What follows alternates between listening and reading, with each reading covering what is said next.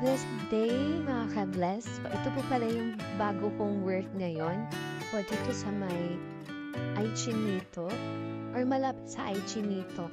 So factory work pa rin po siya at mga food, yung mga quail egg, yun yung mga ginagawa namin nilalagay sa lata or yung kami nasa packaging na kami. So nililinis lang namin yung lata tapos nilalagay sa box. So hindi po kami yung naglalagay sa box kundi yung mga lalaki. Kami lang po yung nagpupunas ng mga lata at nag-check ng kung may sira ba yung mga egg. Papasok na po tayo sa aming parking.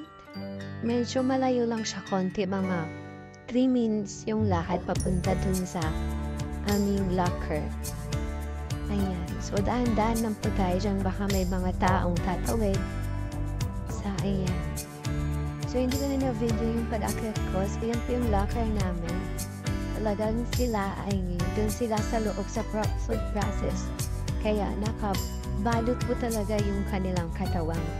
So, yung work ko naman po dyan is nasa packaging na po ako.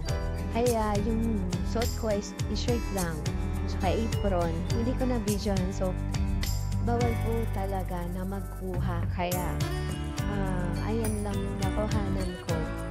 So, dyan ako nag-work ngayon at maganda naman po siya at walang overtime. So, tama lang sa oras ko makauwi ng maaga. So, ayun lang po yung pasilip ng aking work mga ka-bless.